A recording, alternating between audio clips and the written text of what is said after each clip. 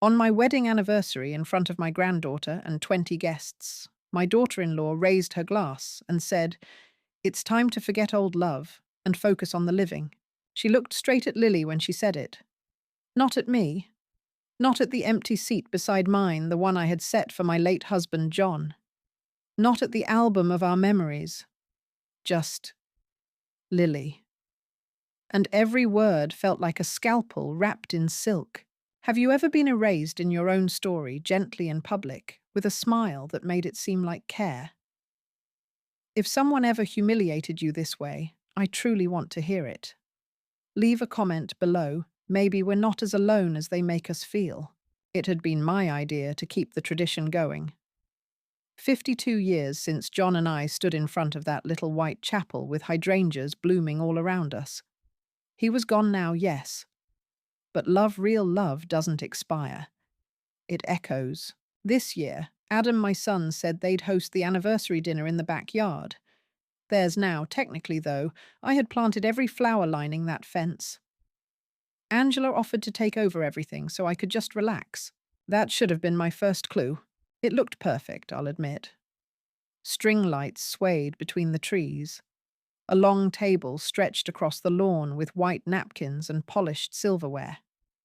My neighbour Joyce brought lavender from her garden. Even the music was soft jazz, the kind John used to hum when slicing pears. Guests laughed. Toasted. Lily sat beside me, beaming, holding the scrapbook she'd helped me assemble. It was filled with notes from John little doodles he'd tucked into grocery lists, old photographs I refused to digitize. This, she had said, is proof that fairy tales are real. I held her hand as I stood up to speak. I didn't say much. Just that love, when tended to, doesn't die. That even if someone leaves this world, they can still live in our actions, our traditions, our words. That John still lived in Lily's eyes when she laughed. There was a pause, a silence of reverence, I thought. And then clink, clink, Angela stood. "Thank you," she began, raising her glass. That was touching. Really. She turned to the crowd, my friends, my neighbors, my family, and smiled wide. But I think what's even more important is knowing when to let go. To teach the next generation, not just to honor love, but to know when to stop clinging to it. There were polite nods, a few murmurs of agreement. She wasn't done. Angela turned fully toward Lily and said the sentence that made my knees lock. "It's time to forget old love, sweetheart, and focus on the living." No one gasped. There was no record scratch moment. Just a few tight chuckles. Someone said, "That's very modern." Another muttered, "She has a point." My mouth went dry. Lily's eyes darted between her mother and me. The scrapbook on her lap slid sideways. Adam didn't speak. He looked down at his plate, tracing the rim with his fork. I stood and walked away before I said something I couldn't take back. In the kitchen, the windows were open. The laughter floated in like smoke. I gripped the edge of the counter. The marble was cold, steady, unlike me. I watched my hands shake, and all I could think was, she planned that. She waited for the right moment, and she did it in front of everyone. Angela's voice rang again from just outside the kitchen window. "She still lights that candle every year. Talks about him like he's still in the house. It's not healthy, especially not for Lily." Another voice, someone else's, replied, "It's a bit much." Angela laughed. "It's exhausting." I backed away from the window. I didn't cry. Not then. I went upstairs, into what used to be my bedroom, now the guest room. The dresser where I kept our wedding vows had been reorganized, the drawer labeled archives. Inside, I found our vows, folded beneath a sheet of paper, donation inventory. Angela had written books, candles, old frames, linens ask Mill before removing, she hadn't asked. That night, Lily slipped into my room. She curled beside me like she did when she was 5. "Mum says you should stop looking back," she said softly. "She says grief makes people fragile." I wrapped my arms around her slowly. "Grief doesn't make you fragile," I whispered. "It makes you human. It means you dared to love someone so much. You still carry them. Lily's voice was barely audible. Then why do I feel like I'm doing something wrong when I remember him? That sentence. It broke something in me. Angela hadn't just humiliated me. She had begun reprogramming my granddaughter. The next day, I found the scrapbook Lily had made hidden behind the pantry. I asked her about it. She hesitated. Mom said it makes you sad. I wanted to say no. What makes me sad is watching you learn to bury things that matter. But I couldn't, because she was 12. And I wasn't going to make her choose. I returned to the kitchen table, sat down with my coffee, and looked out at the garden I used to tend every morning. And I asked myself, is this what erasure feels like? Not violent, not loud, just polite, just public, just permanent. Have you ever been softly deleted by someone close to you, with smiles, with speeches, with small acts of replacement? Please leave a comment below if you've lived through something like this. We need to name it. We need to talk about it. Otherwise, they win quietly. That afternoon, I found the scrapbook again, this time in the trash. But what I didn't know was how far she was willing to go next. I used to think Angela's toast was a turning point, a new low, but the truth is, it wasn't new. It was just the first time she dared to do it publicly. The disrespect hadn't started at the anniversary table. No. It had been dripping in like a leak behind the walls, silent, slow, corrosive. It started the year she moved in. They told me it was temporary. Adam had lost his job. Angela wanted to get back on her feet, and the market was unstable. I said yes, of course. What mother wouldn't? They moved into the guest wing. I stocked the pantry with her favorite gluten-free crackers, bought oat milk, rearranged the garage so her podcast equipment wouldn't be in the way. And the first night they slept here, she handed me a checklist, not of requests, but of boundaries. Let's make this super clear from the beginning, she said with a grin. No surprise drop-ins, no unsolicited advice, and no emotional blackmail. She laughed as she said it, but her eyes didn't. I remember blinking, frozen. I had made a roast with rosemary. The house smelled like Sunday. She didn't eat a bite. A week later, she told Lily not to hug me without asking first.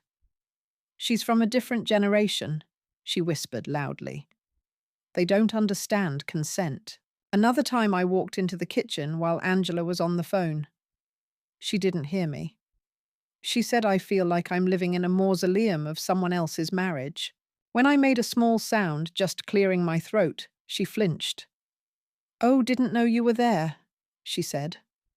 Then under her breath, exactly. It wasn't always words. Sometimes it was sighs, eye rolls, moving my laundry out of the washer mid-cycle, or labeling the refrigerator shelves. Angela's section, Lily's lunch zone, Adam's space mine, had no label.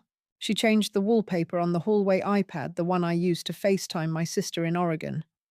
Now it had an auto-lock screen that signed me out each time. Oops, she said. It must have updated. There was a day I remember it clearly when Adam asked me if I'd forgotten to lock the front door. I hadn't. Angela stood beside him, arms crossed. You've been misplacing a lot lately, she added casually. Maybe it's time to schedule a wellness check just in case. Wellness check, I repeated. She smiled sweetly. Early detection saves lives. It made me feel smaller. Not just old, but obsolete. I began writing things down. Sticky notes on the fridge garage closed. Keys in dish. Medicine taken. Dinner made. Angela began to collect the notes. She'd take pictures of them, muttering, "This is how it starts." I heard her once on the phone. She's slipping. I don't think she realizes how much she repeats herself. I wasn't repeating myself. I was repeating love. There's a difference. But she never asked. When Lily asked me to help with her school project, a family heritage tree, I lit up. We went through photo albums, letters. I told her how her great-grandmother grew tomatoes the size of softballs, how John built the crib Adam slept in. Angela saw us and said, "Careful, sweetheart. Let Grandma rest. She gets overwhelmed when we talk too long." That night, Lily didn't come to my room. I began to notice fewer family meetings. I wasn't looped in on dinner plans, vacation ideas, house maintenance. The group texts, once a daily thread, slowed. When I asked Adam, he shrugged. Oh, I thought Angie told you. She hadn't. One afternoon, I opened my calendar and saw that my doctor's appointment had been moved.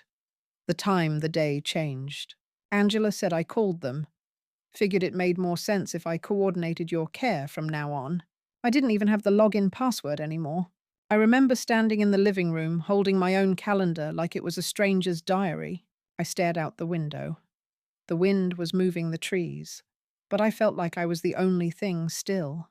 Have you ever been made to feel like a guest in your own life? Not because someone screamed at you, but because they slowly stopped looking you in the eye, because decisions were made around you then, about you, but never with you. I don't know when it stopped being my house. All I know is I noticed the silence before I noticed the absence. Angela had replaced the couch pillows. Neutral tones, no prints. My floral ones, the ones John picked, were in a trash bag on the porch. She called it modernizing the space. When I brought up the changes to Adam, he sighed. Mom, don't take it personally. Angie's trying to keep the house feeling fresh. Fresh. As if history had a shelf life. Then came the pills. I found a weekly pill organizer in the bathroom, not mine, labeled for Mom.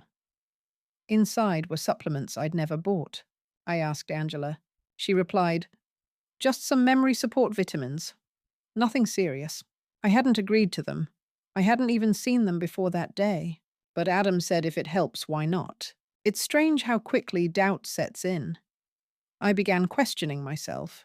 Did I leave the burner on? Had I told Lily that story already? I started second-guessing things I'd known for years. And worse, I started apologizing for things I hadn't done. There was one moment, quiet but unforgettable. Angela walked in while I was folding laundry. She stared at me, folding one of John's old sweaters, the navy one with the suede elbow patches. She said, you know, Lily asked me if you were okay. I looked up. Angela smiled. She said sometimes you talk like Grandpa's still alive. Then she walked out. That night, I didn't sleep. I sat in the laundry room holding that sweater like it was armor. I thought, maybe I am slipping. Maybe I do talk too much about John. Maybe they're right. But then I remembered I'm not confused. I'm just being erased. If someone in your family began quietly shifting the narrative, turning concern into control, what would you do?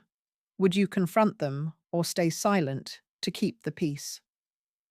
I'd really like to know how others handle this. Please share in the comments. Because I feel like I'm not losing my mind, I'm being slowly made to look like I am. That weekend, I walked into the garage and found the framed photo of our wedding tossed face down in a pile labeled donate or digitize. It hadn't even been wrapped, and just when I thought she couldn't push further, she crossed a line I never expected. The first thing she took was the closet. Not the big one in the hallway, but the linen closet at the top of the stairs, the one where I kept the photo albums.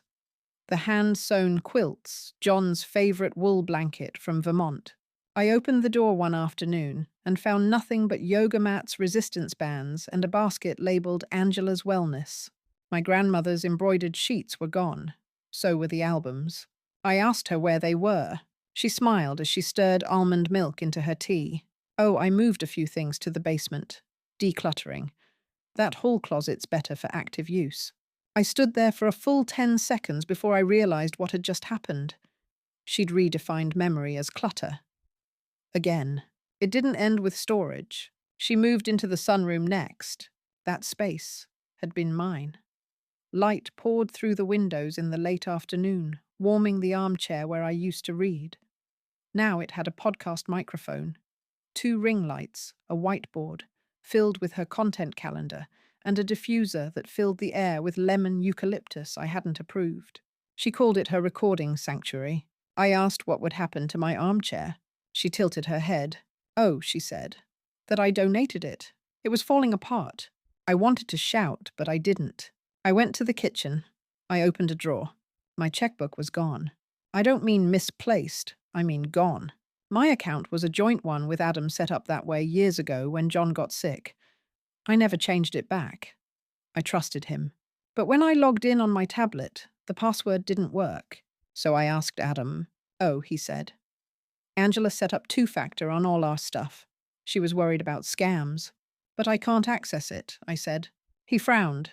Well, she's managing most of it now, for safety. He kissed my forehead like I was a child. I'll tell her to print out a summary next week. That night, I stared at the ceiling and realized I didn't even have the PIN to my own debit card anymore. She said she was streamlining. That paper trails are dangerous. I used to write every purchase in a little blue notebook. Now I had no trail at all. The following week, I asked Lily to help me print a birthday card for Joyce, my neighbor. We opened the shared family computer in the den. The printer wouldn't connect. Lily clicked through menus. Angela came in and said, "Oh, I disabled the print function for guests. I thought it was safer." "Guests?" I asked. She smiled. "The system doesn't recognize separate profiles, so anyone not in the primary household is labeled as a guest." I looked at Lily. Lily looked at the ground. Later that night, I asked her if she wanted to keep working on our scrapbook, the one she'd started before the anniversary dinner. She hesitated. "Mom said it makes you upset. She said remembering Grandpa all the time makes you tired." I didn't answer. I just opened my drawer to look for my favorite scarf, the one John had given me on our 40th. It was gone. In its place was a printed folder with labeled tabs, legal medical contacts passwords secured. None of the documents were mine. I stared at the sheet labeled POA considerations, power of attorney. I waited until morning. Waited until Lily had gone to school. Waited until Adam was out back watering the lemon tree. And then I asked Angela, "Are you preparing something behind my back?" She turned from the sink. "Excuse me?" I held up the folder. "This. Oh, that. That's just a sample pack from an elder care workshop. The county sends those all the time." I didn't remember signing up for any such thing. A few days later, I noticed my mail wasn't in the mailbox. "Adam said Angela's sorting it for you. It's easier that way." I began writing letters to myself. I would put notes in my journal with times, dates, receipts. Proof that I still had my memory, that I was still tethered to the truth. One afternoon, I received a call from my friend Marjorie from the quilting circle. She said, "I tried to reach you last week. I texted you twice. I never saw them." I asked Lily if I could check my phone settings. She opened it and said, "Oh, it looks like some numbers were blocked." Blocked. My contacts, my people, gone. Angela said it was a virus, a software glitch, but it only affected my relationships. I sat down on the porch that night, shaking. Have you ever had your life rearranged around you, not in one big moment, but in 1,000 tiny acts that made you question your own footing? If your voice got quieter in your own home, how would you know when to speak louder, or if it was already too late? Please tell me in the comments if you've ever seen someone lose their place without realizing they were being moved out of it piece by piece. The final straw. I found John's wedding ring, the one I kept in a velvet box in the garage. Inside a Tupperware bin labeled miscellaneous keepsakes. No case. Just rattling loose. I wanted to scream. But there was no one to scream to, because everyone had stopped listening. But she wasn't done yet. No, she was just getting started. I used to think nothing could shake my love for this family. Not even Angela. Not even silence. But love, when left untended, begins to rot in the corners. And I didn't know how much had decayed until I saw the dress. It was the one I wore on my 50th anniversary. Soft, grey silk. John said it made me look like a lighthouse in a storm. I'd kept it preserved in a garment bag hung in the back of the guest room closet, my closet, with a lavender sachet tucked into the folds. I only found it again because I'd gone looking for Lily's misplaced piano books. Instead, I found the garment bag ripped open. The dress was stuffed into a clear plastic donation sack beside a pile of old linens and expired candles. Angela was in the hallway. I held the bag up. She didn't flinch. "Oh, I didn't think you'd want that one anymore. I mean, it's not really age-appropriate now, is it?" She turned. Just like that. The zipper hadn't even been closed. That night, I tried to bring it up to Adam. He listened. Kind of. He leaned against the kitchen counter, his arms crossed. Angela was upstairs putting Lily to bed. She probably didn't realize it had sentimental value, he said. I stared at him. It was my anniversary dress, I replied. He looked down. I don't want to keep choosing sides, Mom. That sentence cut deeper than I expected. I'm not asking you to choose sides, I said, but even I heard the lie in my voice. When he left the room, I stood there for 10 minutes. Just stood, not crying, not breathing hard, just losing something. Later that week, Angela replaced the piano with a treadmill. She said it was better use of space. Lily didn't say a word. Neither did Adam. I tried one last time to reach out. It was Sunday. I made Lily's favorite blueberry muffins with lemon zest. The recipe John taught me the week we moved into the house. I left them on the counter with a note. For you and Lily from Grandpa's notebook. That night, I found the tray in the trash, untouched. Monday came. I didn't get up until 10. No one knocked. No one asked. Angela came into the room around noon with a laundry basket. Oh, good, you're awake. Then, without missing a beat, do you want me to schedule an appointment with Dr. Morgan, just to check in? You've seemed off lately. I asked off how. She smiled. You've been more forgetful. And quiet. She said it like a compliment. Like maybe silence was the goal all along. I started writing letters to myself again. One each morning. Dated. Signed. Just in case. Just in case someone ever asked whether I was still here, still me. 2 nights later, Lily came into my room. She sat beside me on the bed, quiet. Then she pulled out something from her hoodie pocket, a paper. It was her family tree project. She looked nervous. There's a part I didn't fill out. I scanned it. Mother Angela, Father Adam, grandparents. Blank. I pointed. What happened here? She looked away. Mom said, it might be easier for grading if I kept it simple. Simple. I nodded. Slowly. Then she whispered, but I wanted to put you. I really did. I didn't know whether to hug her or weep. So I just said, you can always draw your own version. Just for you. She smiled, a sad one, then left. That night, I sat on the porch with a shawl wrapped around me and John's watch in my hand. It had stopped ticking years ago, but I wore it still. Because memory doesn't run on batteries. Have you ever realized the people closest to you were no longer defending you? Not out of hate, just fatigue, disinterest, resignation? If that's ever happened to you, how did you stay upright? I need to know. Leave a comment below. Because I swear I feel like I'm whispering into a vacuum. The next day, I received a call from the church office. Hi, just checking. Did you decide to step down from flower committee? No, I said. The woman hesitated. Oh, Angela told us you'd asked her to relay that message. I hadn't. I hung up the phone and walked slowly to the hallway calendar. The dates I'd marked for Easter prep were gone, replaced with a sticky note closed. MIL recovering schedule TBD, in her handwriting. That evening, Adam came home late. He looked tired. I made tea, sat across from him, tried one more time. She's cutting me out. He rubbed his temples. She's trying to help. I swallowed hard. Help would be asking. Help would be including. This is control. He looked me in the eye. I don't want to fight with her anymore. And that's when I realized he already had chosen. When the people closest to you stop defending you, what would you do? Please, share your perspective in the comments. Because I'm starting to think maybe I'm the only one left still holding the thread. I stayed up that night staring at the ceiling. And for the first time in years, I wondered, should I leave? Should I take what's left of me and go?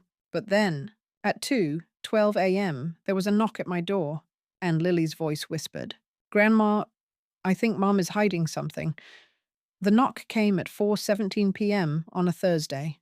I wasn't expecting anyone. Angela and Adam were out with Lily, a mother-daughter enrichment class she had called it, and I was home alone folding towels that used to be mine.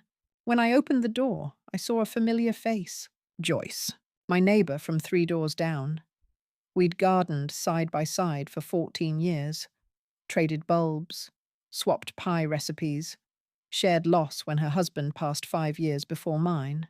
She looked uncomfortable, Hi, she said. Do you have a minute? I ushered her in. She sat on the edge of the couch, holding a yellow envelope in her lap, like it was burning her fingers. I wasn't sure if I should say anything she began, but after what Lily whispered to me yesterday, I think you should know something. My body tensed. What did Lily say? Joyce hesitated. She said her mum told her that the house might not be yours anymore, that everything would be simpler if you moved out. My chest tightened. Angela told her that. Joyce nodded.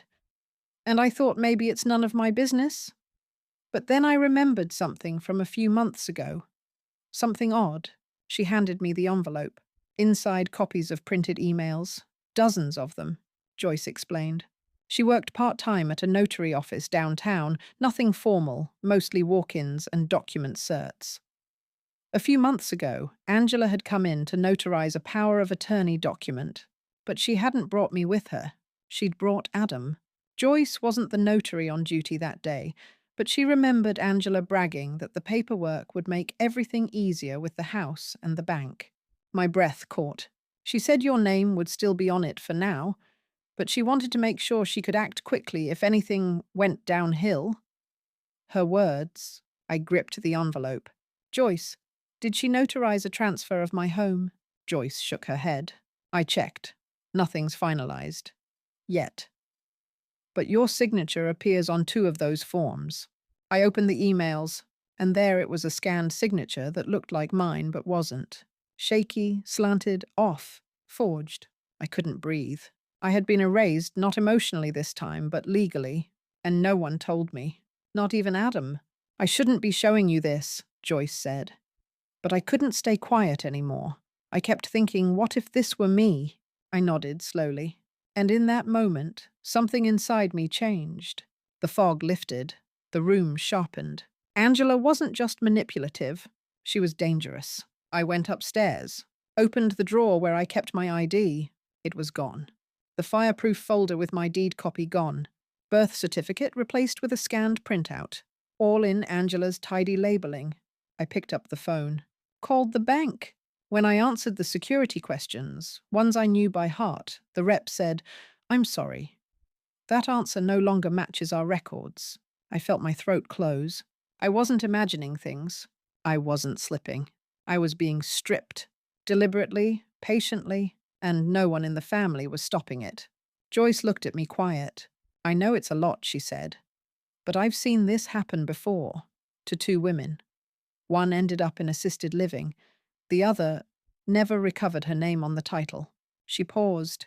I'm not trying to scare you, but if you don't fight back soon, it might be too late. She left me the envelope and her personal lawyer's card. That night, I stared at the card for an hour. I thought about the dress, the chair, the blocked messages, the power of attorney file, all the tiny cuts. And then I thought of Lily, the way she whispered that her mom was hiding something. Do you believe outsiders sometimes see the truth more clearly than family? Has a neighbor friend, or even stranger, ever warned you about something your own loved ones refused to admit? Please share your story in the comments. I think some of us need to know we're not crazy for trusting the people who weren't supposed to be in the inner circle. I didn't sleep that night. At 3:42 a.m., I opened the desk drawer again, took out the card, and dialed. That conversation would change everything I thought I knew. People think I married into perfection. The big house, the stable husband, the mother-in-law who kept everything together. But they didn't see what I saw. They didn't see how the moment I stepped through that door as Adam's fiancée, I stopped being a woman and started being a comparison. To her recipes, to her rituals, to her ghost of a husband who could do no wrong. It started small, subtle. She corrected my grammar in front of Adam's aunts. She remade my potato salad for flavor before Thanksgiving dinner. She called my college cute and my job temporary. I was a woman with a marketing degree working 50-hour weeks to save enough for a down payment. She called it hustle with that look people use when they don't believe in what you do. And when we moved in, she smiled and said, This house has traditions. I hope you're open to becoming part of them. Translation, don't change anything. Don't move anything. Don't be anything. Do you know what it's like to raise a child in a house full of photographs that don't include you? To have every bedtime story begin with back when Grandpa was alive, back when your father was little, back when we had real family dinners? I didn't erase her. I tried to survive her. She called my parenting sensitive, said Lily needed discipline, not conversation, told me I was spoiling her because I let her have a voice. She made my daughter think being soft was wrong. So yes, I changed things. I organized, I protected, I simplified. And yes, I got control of the paperwork, because someone had to. Adam. He just wanted peace. But peace doesn't happen when ghosts run your household. I saw it happening. Lily began walking like her grandmother, talking like her, asking questions that sounded like grief had written them. I was watching my child become a mirror of a woman whose identity stopped when her husband died. So yes, I told her to forget old love. Not because I hated John, but because I didn't want Lily to believe that love ends your life when it ends your marriage. She talks about disrespect. But where was the respect when I got pregnant, and she called it sudden? When she told me not to announce it yet, just in case. She said that to my face. On the night I told her I was carrying her grandchild. And don't let her fool you. She remembers everything, but only what suits her. She remembers John's favorite meal, but not the time she told Adam that our wedding venue was more party hall than sacred. She remembers the rose garden, but not when she pulled Lily aside at age 7 and told her, if Mommy gets too stressed, just come find Grandma. She planted the idea that I was fragile. I'm not. I'm awake. Did I move her things? Yes, because she had 12 closets and I had one. Did I take over the finances? Yes, because Adam never opened a bill in his life. Did I talk to a notary? Yes, because I saw what was coming before she did. And I wasn't going to wait until I had no control left. You think I'm the villain? Try living as the placeholder in a house where everything, every single thing was built around a woman who doesn't see you as family, only as an interruption. So when she started writing things down, whispering to neighbors, setting traps, I didn't flinch, because I've been preparing for this for years. Now that you've heard my side, do you think I was wrong? Or do you think I did what any woman would do when she realized love alone won't protect you from being erased? Be honest. I know I'm not the only one. Drop your thoughts in the comments. I want to hear what you would have done. She thinks I'm scared of her, that I'm threatened by her past, that I want to erase her. But I'm not afraid. Not anymore. She thought I'd crumble, but she had no idea who I used to be before all this. For weeks, I had been shrinking into silence, into soft smiles, into phrases like, it's okay, and I understand even when I didn't. But something about holding that lawyer's card, the one Joyce slipped me, changed everything. It was the first time in months I held something that was mine. Mine to use, mine to act on. So I did. I waited until Angela and Adam took Lily to her weekend art class. I watched the driveway until their car disappeared. Then I went straight to the fireproof box in the linen closet. Empty. Every legal document that used to be there gone. The deed copy, the trust forms, my original will, all replaced by labeled folders in Angela's household cabinet. That was the moment I stopped telling myself I was overreacting. That was the moment I stopped being afraid of rocking the boat. Because I realized I wasn't in a boat. I was being drowned. I took out my notebook, the one I'd been writing in since the day Angela moved in, and I started copying. Dates, times, comments, what she moved, what disappeared, who she blocked from my phone, how my doctor's appointment was rescheduled without my consent. I took photos of her handwritten labels, screenshots of missing bank access, a picture of the power of attorney considerations folder she thought I hadn't noticed. I borrowed Lily's school iPad to email Joyce. Simple message, I'm ready. Can we meet? Joyce drove me to a small legal office near the edge of town. Her friend Margaret was a retired estate attorney who still took private consults. Margaret read everything. Her expression shifted with each page I laid before her. At the end, she removed her glasses and said one sentence. You have a strong case, but time is your enemy. She explained that Angela forging my signature, removing documents, and limiting my access could be considered elder financial exploitation, a term I had never wanted to hear attached to my own family. Margaret told me about the California Elder Abuse and Dependent Adult Civil Protection Act, how it allowed victims like me to file for injunctive relief and asset recovery. But only if I acted before anything was finalized. We scheduled a follow-up. I made copies of what I had. Margaret gave me 3 pieces of advice. Don't let them know you're aware yet. Document everything in multiple places. Do not sign a single document without legal review.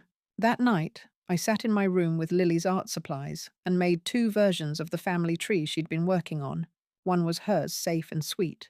The other, it was mine. And in it, I wrote my own name in red ink under matriarch, just to remember I still existed. The next morning, Angela knocked on my door.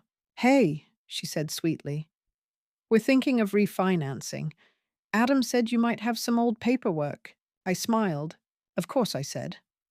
"Let me dig through some things and get back to you." Her face changed for just a second. Then she smiled back. "Take your time." I walked straight into the garage that afternoon. Found the bin labeled Old Receipts Shred. Inside, a crumpled letter from the county assessor's office, stamped intended for co-owner signature. Never opened. And that was the moment I knew she had already started. She wasn't planning. She was executing. I photocopied the letter, sent it to Margaret. Then I waited. The hardest part was pretending I was still asleep, still blind, still sweet. Angela offered to make me tea the next day. I let her. She asked if I'd seen her car keys. I said no, even though I had, because I was done handing over anything that wasn't hers to begin with. That evening, Lily came into my room with a slip of paper. "Mom says we might move to Oregon," she said. "She says the schools are better there." I froze. She hadn't told me. Not one word. Lily saw my face. "I don't want to go," she whispered. "Grandma, would you come with us?" I felt something break in my chest and build at the same time. Have you ever reached your breaking point, not with a scream, but with a decision? If you've ever said enough, not with your voice, but with your actions, please share that moment in the comments, because I think we need to start honoring quiet revolutions. The next morning, I went to the county recorder's office, asked to request a certified copy of the property title. The clerk raised an eyebrow. "There was a pending request submitted last week," she said, "for what I asked." She checked the file. Transfer of survivorship interest, from co-owner to sole. I asked whose name was listed. She showed me the form, Angela's. What I did next would make sure she never controlled me again. It was a Sunday. Angela was hosting brunch. Her idea. "It's time for a fresh start," she said, with that clean smile she wore when she wanted to appear human. She invited Adam's co-workers, her yoga friend, Joyce, even Lily's piano teacher. She called it a re-centering moment for the family. I knew what it really was. A show, an announcement, a declaration of ownership. But she didn't know that I had a show of my own planned. I wore the dress she'd tried to donate steamed and pressed.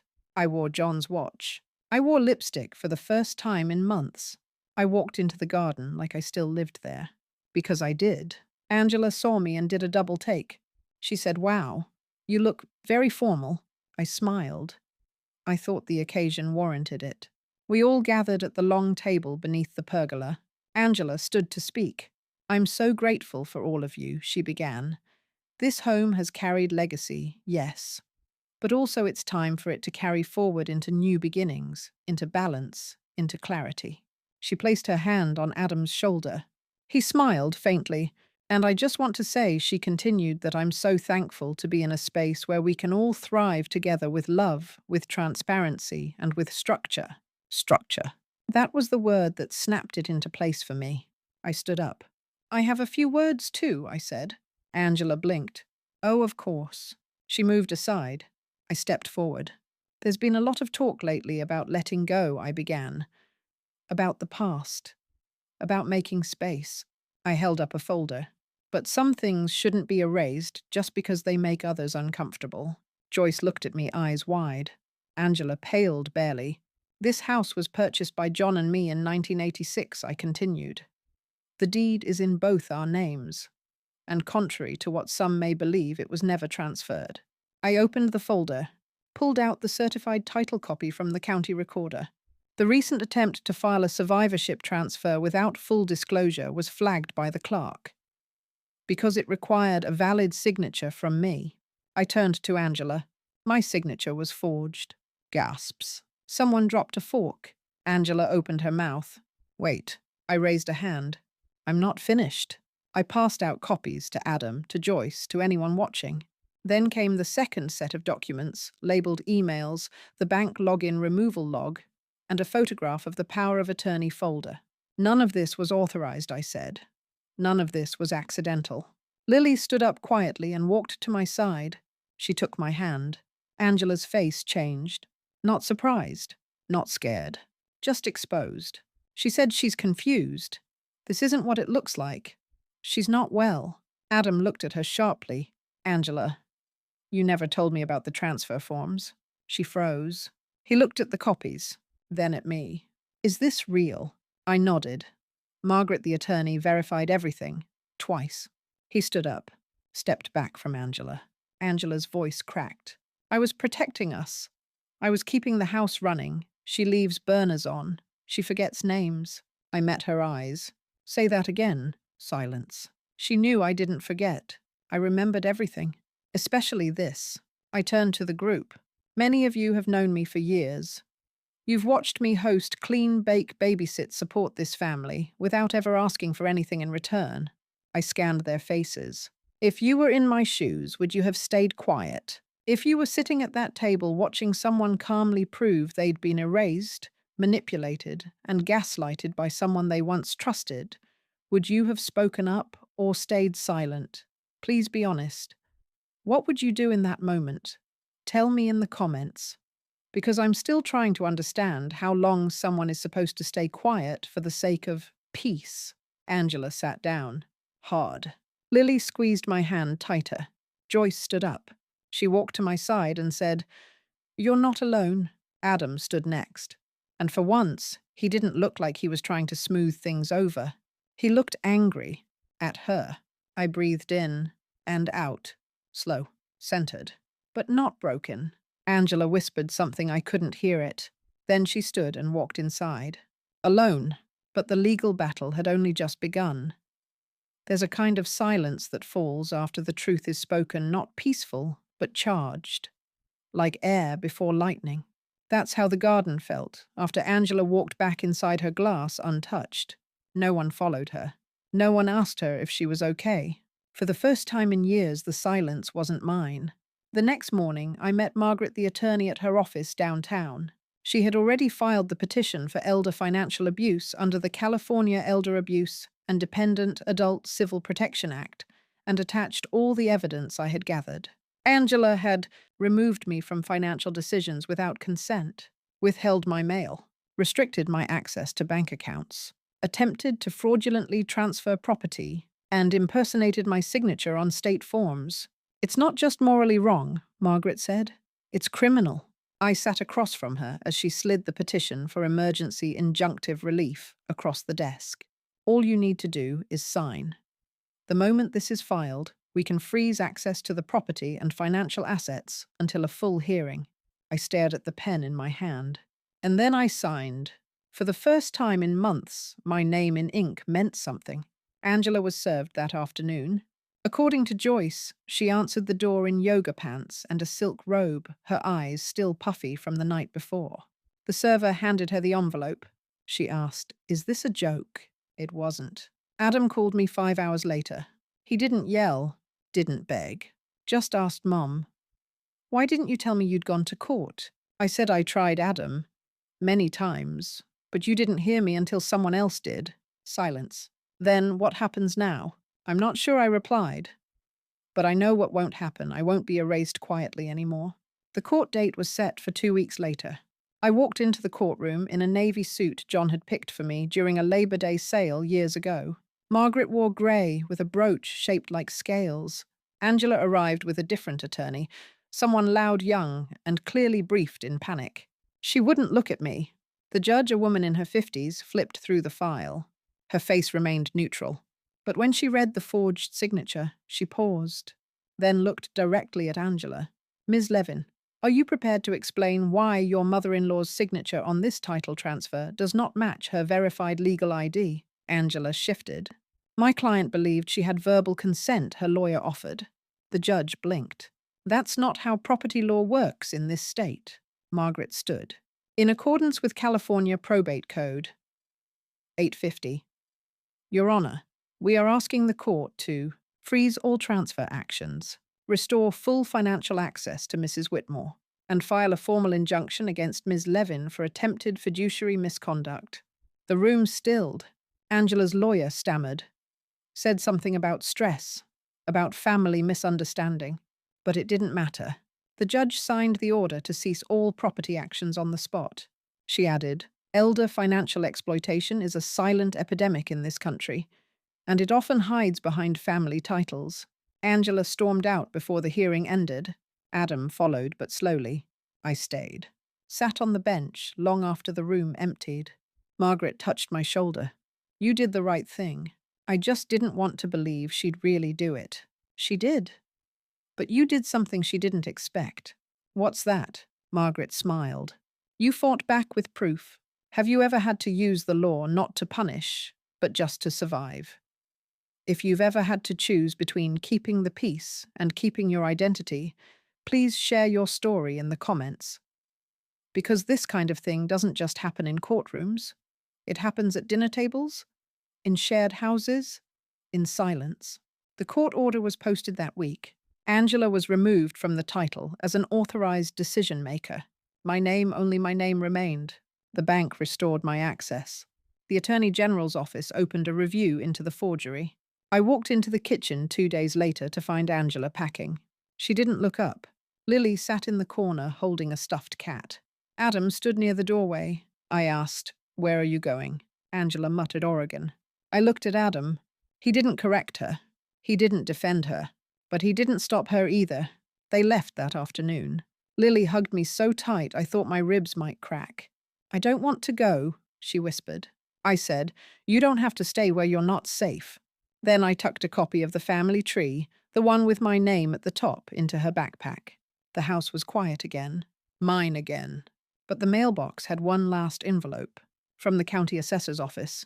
Stamped R.E. Joint Ownership Discrepancy Investigation. Inside, a name I didn't expect. And yet, there was one more surprise left. The house sounds different now.